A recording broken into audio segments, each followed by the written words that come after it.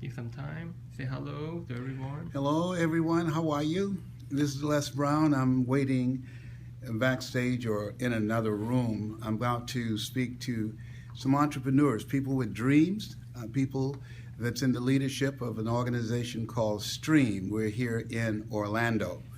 And so I'll be going into the room very shortly. But there's some things I want to share with you. I want to talk to you about this thing called life when you take a hit. And one of the things that I realize, I've been just reflecting on relationships that I've lost. You know, it took a hit when Reverend Dr. Miles Monroe perished in a plane crash. It took a hit for me emotionally when Wayne Dyer died of a heart attack. And we don't know how long it takes to get through the grieving process or to come to reconcile what that experience is like with that person no longer being in your life or no longer being able to communicate with them.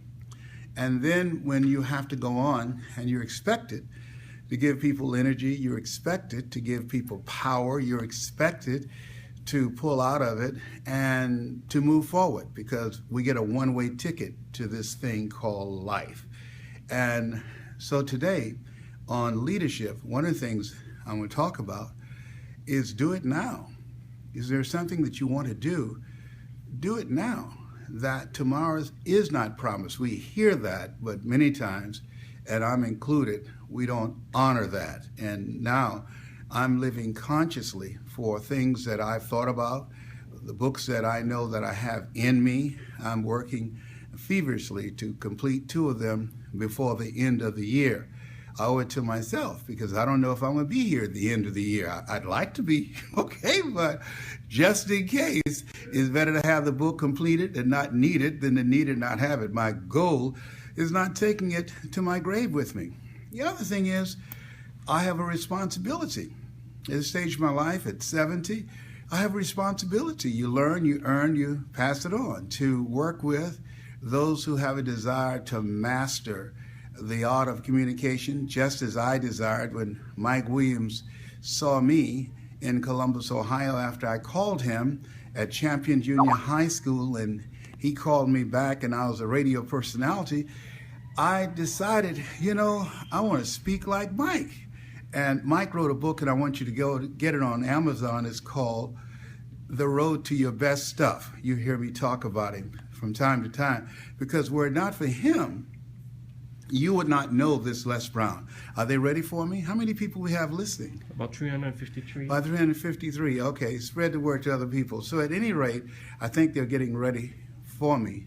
Haven't told me yet. I just heard some people cheering in the other room. Well, let's see who is right here at Periscope. Just ask them where they're from. Where are you from, and what questions do you have for me? Well, Heidi from Dallas, Texas.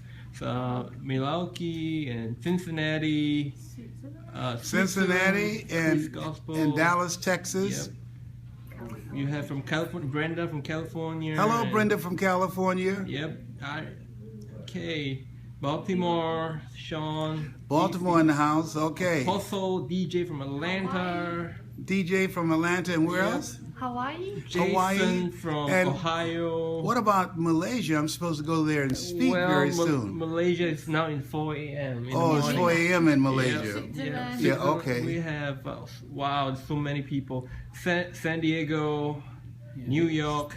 Wow, sending love. Yeah. Puerto Rico. Puerto Rico? Excellent. What questions do you have for me? Any questions so far? Any questions so far? If not, looking good for 70, Les. Thank you so much. I appreciate that. The Lord will bless you for that comment. You know, a guy asked me, what is your secret? I believe doing what you love to do. I love to help people. I love to make people feel good. Love to make people laugh. And so I align myself in an area where I would spend my time and energy doing what I love to do, not working to put food on the table. I believe you're not born to work for a living, but to live your making. And living your making will make your living. And so when you think about your life, if you're spending 40, 50, 60 hours a week doing something just to put food on the table that's not you, that's beneath your intelligence, I think it stresses you out. I think that's why we have so many men with bald heads today. When I was a kid, look at old Bert. Yeah, only two people that had bald heads were Yul Brennan and Yul Brennan and another guy Yul Brennan played in The King and I, and Kojak, Telly Savalas. Other than that, if you go back and look on television, if you go back in history and look at television personalities and artists and actors, you won't find that many people with clean heads. Those are the only two people I know. And I think that people, for the most part, they're distressed. And when you're doing something you love to do, it makes a difference. And when you're in alignment with your calling. They're ready for me now? Yes. Right, okay. Say bye-bye to everyone. No, don't want to tell them goodbye. Yes. I want y'all to follow me over here. Yep, okay. Yeah, come on, follow me. Yes, this is what you call reality TV with Periscope. Come on, let's go. How many people you have so far? How many people you have so far? 11. Okay, come on. I'm going in here, and I want you to see what I do as a speaker. Someone's coming in here. Let's go.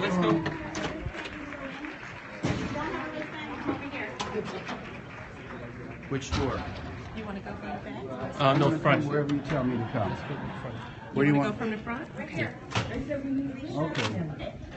Now, one of the things, for those of you that are speakers, one of the things you want to do when you're a speaker is take charge of the room.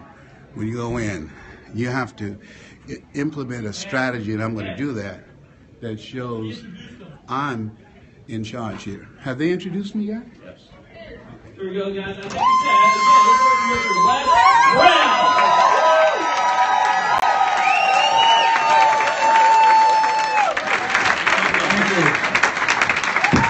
Thank you very much. You may be seated. How you doing? Very good. I tell you, fired up and ready to go. Yes, I understand that I'm now talking to new and veteran leaders. Am I correct? Yes. Fantastic. Shake someone's hand on your right and left, look them in the eyes, and say, "Bring out the greatness in you."